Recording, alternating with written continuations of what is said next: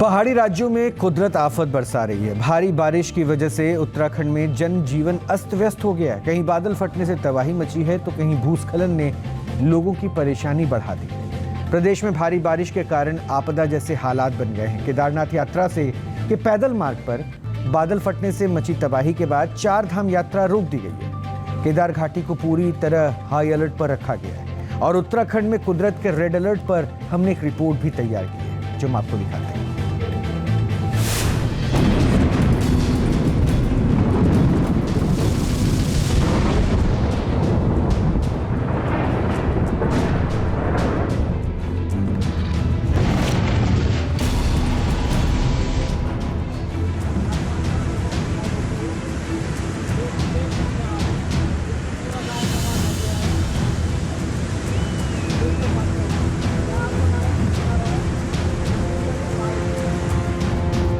उत्तराखंड में कुदरत कहर बरपा रही है।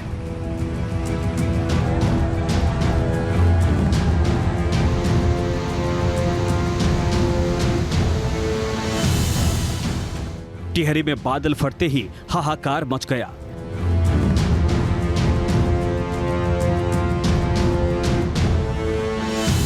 केदारनाथ में भी आसमानी आफत बरस रही है।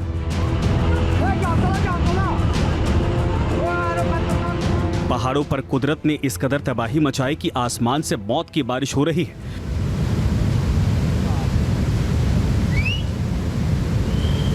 भारी बारिश और बादल फटने से प्रमुख नदियों का जलस्तर बढ़ गया है। भूस्खलन के चपेट में आने से कई लोगों की जान चली गई है। कई सड़कें धंस गई हैं तो कई पुल भी बह गए। उत्तराखंड में मौसम ने करवट बदली तो आसमान से आफत बरसने लगी और इसका शिकार बने टिहरी और रुद्रप्रयाग जिले के लोग। टिहरी जिले में 4 धाम यात्रा के मुख्य मार्ग में पड़ने वाले घनसाली के जखनियाली और नौताड़ तोक में अचानक बादल फटने से हर तरफ तबाही का मंजर दिखा। नौताड़ में बादल फटने से एक होटल बह गया। हादसे में होटल मालिक के परिवार के 3 लोगों की मौत हो गई। अचानक पानी और मलबा आने से कई लोग नीचे दब गए। एसडीआरएफ की टीम इलाके में राहत और बचाव कार्य में जुटी है।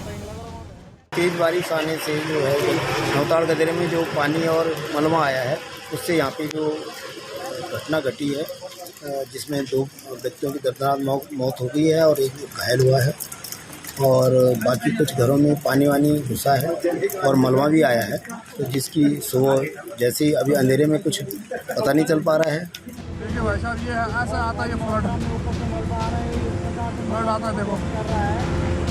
इससे पहले टिहरी गढ़वाल के तिनगढ़ में बादल फटा था और पहाड़ों से भारी मात्रा में मलबा गांव में घुस गया था।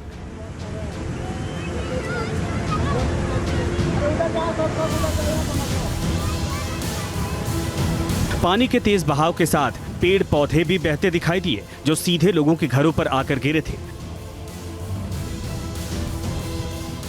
घनसाली के एरिया में कल बहुत भारी तबाही हुई और ये एक बहुत ख़राब इत्तेफाक है कि 31 जुलाई 2014 को घनसाली के जिस गांव में बादल फटा था और 6 लोगों की डेथ हुई थी, 31 जुलाई 2024 को ठीक उसी जगह बादल फटा और 3 लोगों की मौत हो गई और एक साधु लापता है।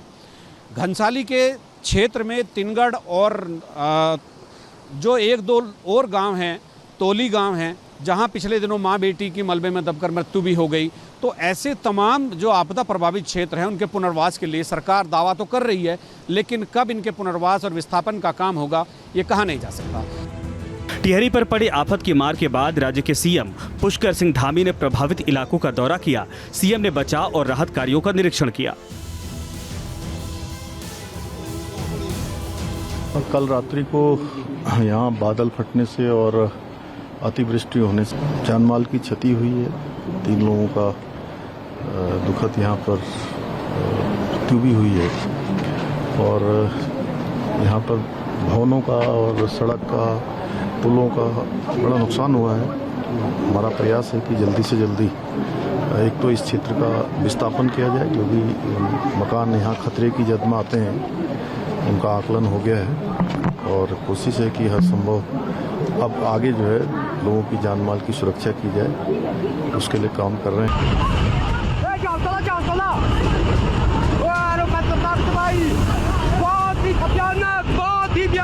केदारनाथ के भीमबली में बादल फटने से तीर्थयात्रियों की मुश्किलें बढ़ गई हैं। सैकड़ों तीर्थयात्री यात्रा मार्ग में जहां तहां फंसे हैं। बादल फटने से केदारनाथ के पैदल मार्ग पर सड़क का तकरीबन 30 मीटर का हिस्सा टूट चुका है। पहाड़ों से मलबा सड़कों पर आ गया है, जिसके बाद लोगों को पहाड़ी के दुर्गम रास्तों से होकर निकलना पड़ रहा है। जो यात्री सोनप्रयाग से भीमबली के बीच पैदल मार्ग पर फंसे हैं, उनके रेस्क्यू ऑपरेशन में एसडीआरएफ, एनडीआरएफ और स्थानीय पुलिस को लगाया गया है। बारिश के लिहाज से उत्तराखंड पर पिछले 24 घंटे काफ़ी भारी साबित हुए। जान माल का बड़े पैमाने पर नुकसान हुआ।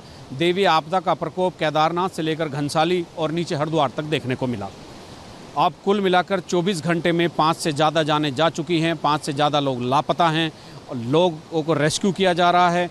और अगर मैं केदारनाथ से आपको बताना शुरू करता हूं तो केदारनाथ में भीषण बारिश से कल शाम से जो तबाही हुई है, रामबाड़ा जहां एक शहर होता था 2013 की आपदा में उसका नामो निशान मिट गया था, तो उसके बाद उसके नीचे थोड़ा भीमबली के आसपास पूरा पैदल मार्ग वॉश आउट कर दिया है। 2 पुल मंदाकिनी पर बने हुए तो दोनों बह गए हैं। उससे पहले जंगल चट्टी लिंचोली के आसपास 250 से 300 यात्रियों को हेलीकॉप्टर से रेस्क्यू किया जा रहा है। हालात खराब होने के बाद हरिद्वार और ऋषिकेश में होने वाले 4 धाम यात्रा के पंजीकरण पर रोक लगा दी गई है। यात्रा पर निकले श्रद्धालुओं को मौसम का मिजाज देखकर आगे भेजा जाएगा। सीएम पुष्कर धामी खुद हालात पर नजर बनाए हुए हैं और अधिकारियों से संपर्क में हैं। जिन स्थानों पर नदी नाले और बरसाती नदियां जो है उफान पर आती हैं, उन स्थानों से सुरक्षित स्थानों पर लोगों को शिफ्ट करने के लिए कहा। सभी को अलर्ट मोड में रहने के लिए कहा है और हर संभव जो आपदा के पीड़ित लोग हैं उनको मदद करने के लिए। रुद्रप्रयाग में भारी बारिश के बाद सोनप्रयाग के गौरीकुंड तक केदारनाथ पैदल मार्ग कई जगह ध्वस्त हो गया। कई जगहों पर सड़कों के हिस्से पानी में बह गए, जिसके बाद तीर्थयात्रियों की सुरक्षा को देखते हुए उन्हें पहाड़ों पर ही रुकने को कहा गया है। यहां मंदाकिनी नदी का जलस्तर बढ़ने से गौरीकुंड में तप्तकुंड पानी बह गया। सुरक्षा के लिहाज से गौरीकुंड और सोनप्रयाग बाजार को खाली करवा दिया गया है। लोगों को सुरक्षित स्थानों पर पहुंचाया गया है।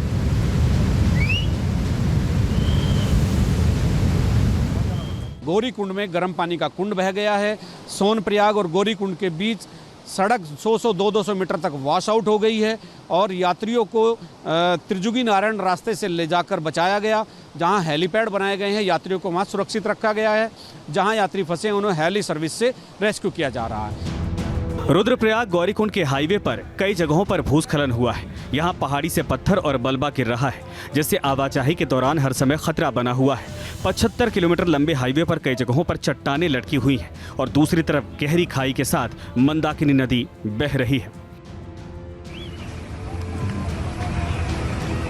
केदारनाथ धाम से महज 15 किलोमीटर पहले सोनप्रयाग में भारी बारिश के बाद पहाड़ का एक हिस्सा अचानक गिर पड़ा। पहाड़ के गिरते ही श्रद्धालुओं के बीच अफरा तफरी मच गई। हालांकि राहत की बात यह रही कि किसी की जान नहीं गई है।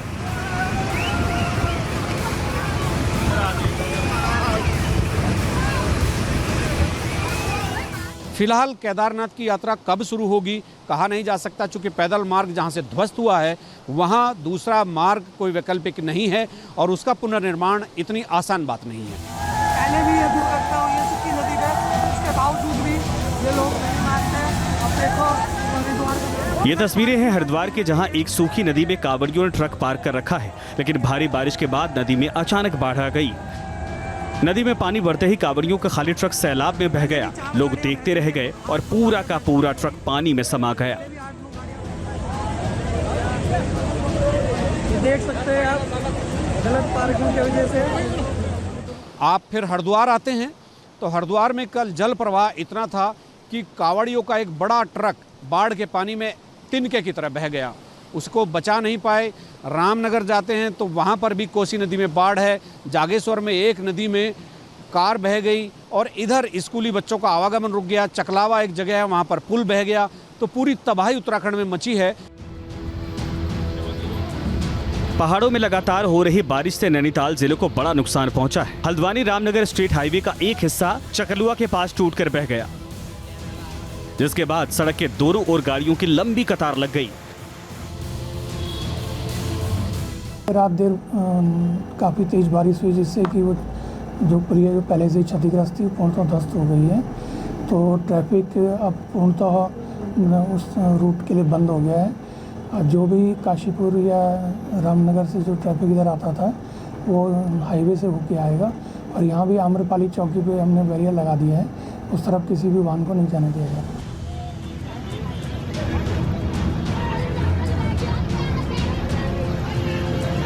बारिश की वजह से गढ़वाल और कुमाऊं के विभिन्न क्षेत्रों में जनजीवन बुरी तरीके से अस्त व्यस्त हो गया है। नदियां उफान पर आ गई हैं। मौसम विभाग के मुताबिक अगले 36 घंटे उत्तराखंड पर बेहद भारी पड़ने वाले हैं, क्योंकि कुमाऊं मंडल के नैनीताल, चंपावत और उधम सिंह नगर में भारी बारिश का रेड अलर्ट है, जबकि गढ़वाल मंडल के देहरादून, हरिद्वार, टिहरी और पौड़ी के लिए ऑरेंज अलर्ट जारी किया गया है।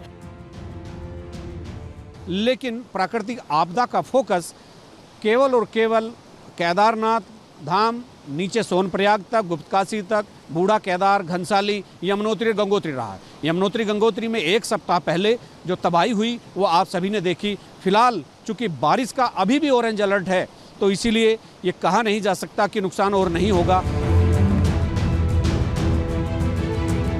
मतलब ये कि कुदरती आफत से फिलहाल उत्तराखंड को राहत मिलने की उम्मीद नहीं है।